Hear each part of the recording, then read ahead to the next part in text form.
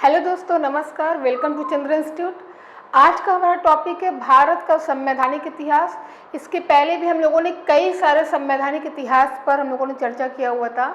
अलग अलग अधिनियम पर, चार्टर एक्ट पर हमने चर्चा किया हुआ था।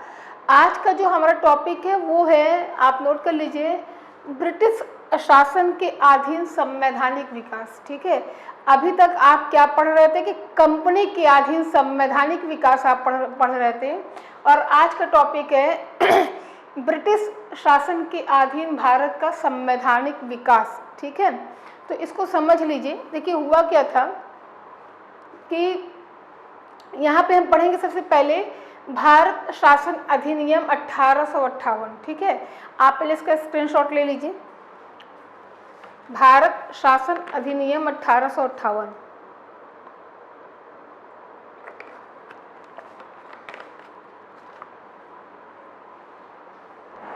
ठीक है, देखिए हुआ क्या था कि यह अधिनियम भारत के शासन को बेहतर बनाने वाले अधिनियम के नाम से भी जाना जाता है। अगर हम भारत शासन अधिनियम 1858 की बात करें तो इस अधिनियम को भारत के शासन को बेहतर बनाने वाले अधिनियम के नाम से भी जाना जाता है। ठीक है, एक बार थोड़ा सा हम लोग पिछले चार्टर एक्ट की चर्चा करें तो 1599 ईस्वी में ईस्ट इंडिया कंपनी को गठित किया गया था, और ब्रिटिश की संसद के द्वारा ईस्ट इंडिया कंपनी को लाइसेंस मिला, अनुज्ञापन मिला कि आप भारत जाएं, भारत में व्यापार करें। 1600 के राजलेख के माध्यम से ईस्ट इंडिया कंपनी की स्थापना होती है। उसके बाद 1773 का रेगुलेटिंग एक्ट आता है। ठीक है, उसके बाद हम लोगों ने पढ़ा था 1813 का चार्टर एक्ट पढ़ा था, 1833 का चार्टर एक्ट पढ़ा था। तो आज के जो है भारत शासन अधिनियम 1858, यह अधिनियम भारत के शासन को बेहतर बनाने वाले अधिनियम के नाम से भी जाना जाता है। अगर पूछा जाए कि भारत शासन को बेहतर बनाने वाले अधिनियम के नाम से किस अधिनियम को जाना जाता है तो वो कौन सा था? भारत शासन अधिनियम 1858। ठीक है, इसके जो महत्वपूर्ण तथ्य थे वो इस प्रकार थे। अगर हम इसके महत्वपूर्ण तथ्य की बात करें तो इस अधिनियम के तहत भारत का शासन महारानी विक्टोरिया के अधीन आ गया। ठीक है, इस अधिनियम के तहत भारत का शासन किसके हाथ में आ गया? महारानी विक्टोरिया के हाथ में आ गया। ठीक, अभी तक भारत का शासन किसके हाथ में था? ईस्ट इंडिया कंपनी के हाथ में था, लेकिन 1858 के अधिनियम के द्वारा, भारत शासन अधिनियम के द्वारा ईस्ट इंडिया कंपनी का जो भारत का शासन था वो किसके हाथ में आ गया? महारानी विक्टोरिया के हाथ में आ गया। ठीक, भारत के गवर्नर जनरल का पदनाम बदलकर वायसराय किया गया। अगर पूछा जाए कि भारत के गवर्नर जनरल का नाम बदलकर वायसराय किया गया किस अधिनियम के द्वारा, तो 1858 के अधिनियम के द्वारा भारत के गवर्नर जनरल का नाम बदल के वायसराय कर दिया गया। ठीक है, और साथ ही साथ भारत के प्रथम वायसराय कौन थे? लॉर्ड कैनिंग थे। ठीक है, लॉर्ड कैनिंग 1857 की क्रांति के समय भारत के गवर्नर जनरल थे। अब यहाँ पे क्या होता है? भारत शासन अधिनियम 1858 के तहत गवर्नर जनरल का पदनाम बदलकर वायसराय कर दिया जाता है। ठीक है, गवर्नर जनरल का पदनाम बदलकर वायसराय कर दिया जाता है। और इस प्रकार अगर हम देखें तो भारत के प्रथम वायसराय कौन थे? लॉर्ड कैनिंग थे। ठीक है, भारत के प्रथम वायसराय कौन थे? लॉर्ड कैनिंग थे। अगर आपसे पूछा जाए कि बंगाल के प्रथम गवर्नर जनरल कौन थे तो आपको ये पता होना चाहिए, 1773 के रेगुलेटिंग एक्ट में ये बताया हुआ था। अगर पूछा जाए कि भारत के गवर्नर जनरल कौन थे, बंगाल के गवर्नर जनरल कौन थे, ठीक है, भारत के गवर्नर जनरल कौन थे, तो प्रथम तो इस तरह से आपको नाम याद होना चाहिए। तो यहाँ पे क्या है कि भारत के गवर्नर जनरल का पदनाम बदल के वायसराय कर दिया गया। और अगर इस प्रकार हम देखें तो जो प्रथम वायसराय थे वो कौन थे? Lord Canning. और लॉर्ड कैनिंग के ही शासनकाल में 1857 की क्रांति हुई थी। ठीक है, अब इसकी और महत्वपूर्ण विशेषता देखिए, 1858 अधिनियम के तहत भारत में ईस्ट इंडिया कंपनी का शासन समाप्त हो गया। ठीक है, भारत में ईस्ट इंडिया कंपनी का शासन क्या हो गया, समाप्त हो गया। ठीक, अगर पूछा जाए किस अधिनियम के द्वारा भारत में ईस्ट इंडिया कंपनी का शासन समाप्त हो गया, तो 1858 के अधिनियम के द्वारा भारत में ईस्ट इंडिया कंपनी का शासन समाप्त हो गया था। ठीक है, अब आगे देखिए, इस अधिनियम को भारतीय स्वतंत्रता का मैग्ना कार्टा भी कहा जाता है। ठीक है, अगर पूछा जाए कि किस अधिनियम को भारतीय स्वतंत्रता का मैग्ना कार्टा भी कहा जाता है, तो किसको कहा जाता है, भारत शासन अधिनियम 1858। ठीक, अगला पॉइंट नोट कर लीजिए, इस अधिनियम के द्वारा क्या हुआ था, बोर्ड ऑफ कंट्रोल, जो कंपनी में बोर्ड ऑफ कंट्रोल होते थे और कंपनी के जो डायरेक्टर्स थे, ठीक है, के द्वैध शासन को समाप्त कर दिया गया था। यहाँ पे जो बोर्ड ऑफ कंट्रोल हुआ करते थे और कंपनी के जो डायरेक्टर्स थे उनमें जो द्वैध शासन था, ठीक है, के द्वैध शासन को इस अधिनियम के द्वारा समाप्त कर दिया गया। अगला पॉइंट नोट करिए, देखिए जब इनके द्वैध शासन को कंपनी में समाप्त कर दिया गया तब एक नए पद का सृजन हुआ और उस पद का क्या नाम था, भारत सचिव, क्योंकि जो भारत की जो सत्ता थी वो ब्रिटेन के हाथ में आ गया था, महारानी विक्टोरिया के अधीन आ गया था, तो इन सारे पद को समाप्त कर दिया गया। ठीक है, डायरेक्टर्स, कंट्रोल्स, इन सारे पद को समाप्त कर दिया गया और एक नए पद का सृजन किया गया, उस पद का नाम था भारत सचिव। भारत सचिव जो नामित किए जाते थे, जो नियुक्ति होती थी, ये किसके द्वारा होती थी, ब्रिटेन की महारानी के द्वारा, ब्रिटेन की संसद के द्वारा होती थी। ठीक है, तो जब ब्रिटेन की संसद के द्वारा इनकी नियुक्ति होती थी तो ये ब्रिटेन के ही प्रति उत्तरदायी होते थे। भारत का पूरा ब्यौरा, भारत की स्थिति क्या है, भारत में किस प्रकार से कैसे और वर्चस्व को बढ़ाया जाए, टोटल जानकारी भारत सचिव देते थे ब्रिटेन की संसद को। भारत सचिव पूर्णतः ब्रिटेन की संसद के प्रति उत्तरदायी थे। ठीक है, भारत सचिव का मतलब ये नहीं कि वो भारत के प्रति काम करे, वो ब्रिटेन के प्रति उत्तरदायी थे, ब्रिटेन की संसद के प्रति उत्तरदायी थे और इनकी जो नियुक्ति होती थी वो डायरेक्ट ब्रिटेन की संसद के द्वारा होती थी। ठीक है, होता क्या था कि जहाँ जहाँ ब्रिटेन का प्रभुत्व था वहाँ वहाँ ब्रिटेन के संसद क्या करते थे, सचिव को नियुक्त करती थी। जैसे मान लीजिए किसी देश में ब्रिटेन का कब्जा है तो ब्रिटेन उस देश के लिए एक एक सचिव की नियुक्ति करती थी। जैसे भारत के तो भारत सचिव हो गए, मान लीजिए जापान को कब्जा किया तो जापान के सचिव हो गए। ठीक है, तो इस तरह से जो एक नए पद का सृजन किया गया उस पद का नाम क्या था, भारत सचिव। ठीक है, भारत सचिव नामक एक नए पद का सृजन किया गया, कंपनी का अंत कर दिया गया था और कंपनी का जो शासन था वो महारानी के हाथ में आ गया था। ठीक है, और वैसे भी हमने आपको बताया था कि कंपनी का मकसद अब व्यापारिक नहीं रह गया था, उनका मकसद राजनीतिक हो गया था। ठीक, तो ईस्ट इंडिया कंपनी को समाप्त कर दिया गया था और एक नए पद का सृजन किया गया जिसका नाम था भारत सचिव। जिसमें अब देखिए एक नए पद का सृजन किया गया जिसमें भारत सचिव का नाम, जिसमें भारत सचिव का नाम दिया गया। ठीक है, जिसमें भारतीय प्रशासन का संपूर्ण नियंत्रण किसके हाथ में था, भारत सचिव के हाथ में था। ठीक, भारतीय प्रशासन का संपूर्ण नियंत्रण भारत सचिव के हाथ में निहित था।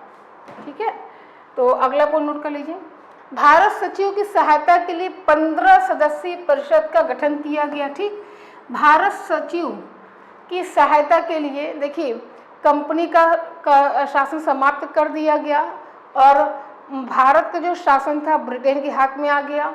एक नए पद का सृजन किया गया भारत सचिव।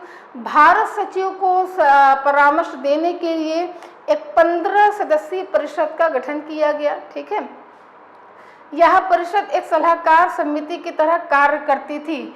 जो ये 15 सदस्यीय परिषद थी ये एक सलाहकार समिति के जैसे कार्य करती थी। ठीक, और भारत सचिव इस परिषद के अध्यक्ष होते थे। जो भारत सचिव होते थे वो इस परिषद के अध्यक्ष होते थे। ठीक है, भारत सचिव ब्रिटिश संसद के प्रति उत्तरदायी थे, इसको नोट कर लीजिएगा। देखिए आपको जो याद करना है फैक्ट वो ये याद करना है कि किस अधिनियम के द्वारा ईस्ट इंडिया कंपनी को समाप्त कर दिया गया? तो 1858 भारत शासन अधिनियम। ठीक है, किस अधिनियम के द्वारा डायरेक्टर्स कंट्रोल्स के पद को समाप्त करके एक नए पद का सृजन किया गया, जिस पद को भारत सचिव के नाम से जाना जाता है? तो 1858 का अधिनियम। ठीक है, और किस पद के ये जो भारत सचिव होते थे, इनको परामर्श देने के लिए एक सलाहकार समिति के रूप में कितने सदस्यों को नॉमिनेट करते थे? तो 15 सदस्यीय परिषद का गठन किया गया। ठीक है, और ये एक सलाहकार समिति की तरह कार्य करती थी। अगर पूछा जाए कि भारत सचिव किसके प्रति उत्तरदायी थे, तो भारत सचिव ब्रिटेन की संसद के प्रति उत्तरदायी थे, क्योंकि ये ब्रिटेन के द्वारा नियुक्त किए गए थे भारत में। ठीक है, अब अगला पॉइंट देख लीजिए। अब देखिए, अगली हेडिंग है भारतीय परिषद अधिनियम 1861। ठीक है, भारतीय परिषद अधिनियम 1861 की अगर हम बात करें तो इसकी जो महत्वपूर्ण विशेषता है वो ये है, इस अधिनियम के द्वारा ब्रिटिश सरकार ने प्रांतों के गवर्नर तथा वायसराय के अधिकारों में वृद्धि कर दी। ठीक है, 1861 के अधिनियम के द्वारा जो गवर्नर जनरल होते थे, जो वायसराय होते थे, ठीक है, उनके अधिकारों में क्या कर दिया गया? वृद्धि कर दी गई। एक बार इसका स्क्रीनशॉट आप लोग ले लीजिए पहले।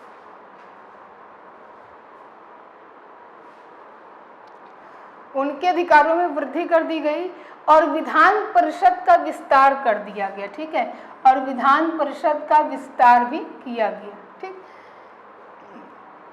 इस अधिनियम के द्वारा पहली बार कानून बनाने की प्रक्रिया में भारतीयों को भी शामिल करने की व्यवस्था को चालू किया गया। ठीक, देखिए 1861 भारतीय परिषद अधिनियम के द्वारा यह पहली बार ऐसा घटित हुआ था कि कानून बनाना है, विधि बनाना है, तो भारतीयों को भी शामिल किया जा सकता है। भारतीयों को शामिल करने की व्यवस्था का प्रारंभ किया गया। ठीक है, और अगला पॉइंट नोट कर लीजिए। वायसराय कुछ भारतीयों को विधान परिषद में गैर सरकारी सदस्यों के रूप में नामित कर सकता था। ठीक, वायसराय को यह अधिकार दिया गया कि आप विधान परिषद में भारतीय सदस्यों को गैर सरकारी सदस्यों के रूप में नामित कर सकते हैं। ठीक है, तो ये पॉइंट मोस्ट इम्पॉर्टेंट याद रखिएगा। वायसराय को कुछ अधिकार दिया गया, ये अधिकार दिया गया कि कुछ भारतीयों को विधान परिषद में गैर सरकारी सदस्यों के रूप में नॉमिनेट कर सकते थे, नामित कर सकते थे। ठीक है, और एक चीज़ है कि गवर्नर जनरल को विशेष परिस्थिति में कानून अध्यादेश जारी करने का आदेश दिया गया। मतलब उनको अधिकार दिया गया कि कोई जटिल समस्या आती है तो गवर्नर जनरल जो वायसराय होंगे वो अध्यादेश जारी कर सकते हैं। अर्थात वायसराय को निषेधाधिकार माने वीटो पावर की शक्ति प्रदान की गई। ठीक है, वीटो पावर को हिंदी में कहते हैं आंतरिक शक्ति। जैसे कि वर्तमान में राष्ट्रपति महोदय के पास अनुच्छेद 123 के द्वारा अध्यादेश जारी करने का अधिकार होता है। कोई विशेष परिस्थिति हो जाए, कानून बनाना आवश्यक हो जाए, तो ऐसी स्थिति में राष्ट्रपति महोदय अनुच्छेद 123 के द्वारा अध्यादेश जारी कर सकते हैं। और राज्य की अगर हम बात करें, राज्य में कोई ऐसी परिस्थिति हो जाए कि अचानक कानून बनाना पड़े, तो ऐसी स्थिति में राज्यपाल महोदय अनुच्छेद 213 के द्वारा अध्यादेश जारी कर सकते हैं। जैसा कि आप देख रहे हैं कि लॉकडाउन चल रहा है, यूपी की सरकार कई प्रकार के अध्यादेश ला के कानून को लागू कर रही है। जैसे कि श्रमिक श्रम का अध्यादेश लाया गया था। ठीक है, इसके पहले जो सार्वजनिक संपत्ति को नुकसान पहुंचाते थे उसके लिए अध्यादेश लाया गया था। तो इस प्रकार जो सर्वप्रथम अध्यादेश जारी करने का अधिकार था वो किसको था? भारतीय परिषद अधिनियम 1861 के द्वारा वायसराय को दिया गया था कि अपनी परिषद की बातों को ना माने और विशेष परिस्थिति में अध्यादेश जारी कर सकता है। और ये जो अध्यादेश जारी करेगा इसकी जो वैलिडिटी होगी वो 6 माह की होगी, ठीक है। जबकि ये जो राष्ट्रपति महोदय और राज्यपाल महोदय अध्यादेश जारी करते हैं इसकी जो वैलिडिटी होती है वो 6 हफ्ते की होती है। लेकिन जब वायसराय अध्यादेश जारी करते थे तो इसकी वैलिडिटी कितनी होती थी, 6 माह की होती थी। तो कई बार पूछा गया कि अध्यादेश जारी करने का अधिकार दिया गया वायसराय को किस अधिनियम के द्वारा, तो 1861 के अधिनियम के द्वारा। अध्यादेश का मतलब होता है आदेश देना, कोई विशेष परिस्थिति हो तो कानून बनाने के लिए आदेश दिया जा सकता है, ठीक है। तो इस प्रकार से यहाँ पे क्या हुआ कि कानून बनाने में पहली बार भारतीयों को शामिल किया गया और विधान परिषद का विस्तार किया गया। विधान परिषद में गैर सरकारी सदस्यों के रूप में भारतीयों को भी शामिल करने की व्यवस्था को चालू किया गया और वायसराय को वीटो पावर प्रदान किया गया, ठीक है। चलिए अगला देखिए। इस अधिनियम को भारतीय स्वतंत्र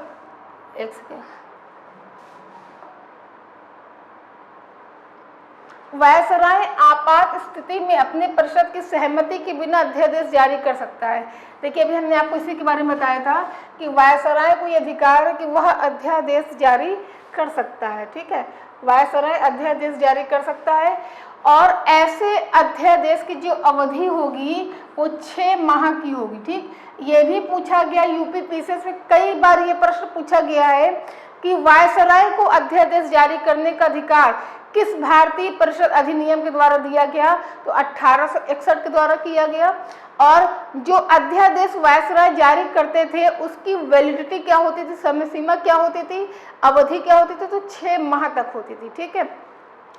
नेक्स्ट पॉइंट नोट कर लीजिए। कार्यकारी परिषद का विस्तार कर दिया गया। जो कार्यकारी परिषद थी उसका विस्तार कर दिया गया। उसमें 5वां सदस्य जो होगा, ठीक है, उसमें 5वां सदस्य सम्मिलित किया गया, उसका न्यायविद होना जरूरी था, ठीक है, वो विधि से संबंधित होना जरूरी था। तो इस प्रकार हम लोगों ने 1858 का अधिनियम पढ़ा और 1861 का अधिनियम पढ़ा। अब इसके बाद हम लोग मार्लियामेंटो सुधार वाला देखेंगे, ठीक है, और 1909 का अधिनियम देखेंगे, 1919 का अधिनियम देखेंगे, उसके 1947 का अधिनियम देखेंगे। उसके बाद हम लोग संविधान सभा पे चर्चा करेंगे। तो सारे अधिनियम के फैक्ट आप लोग जरूर याद कर लीजिएगा। एक सवाल यहाँ से यूपी पीसीएस में आने की संभावना रहती है, ठीक है। तो आज के लिए इतना ही, इसके आगे की चर्चा करते हैं अगली क्लास में। Okay, thank you.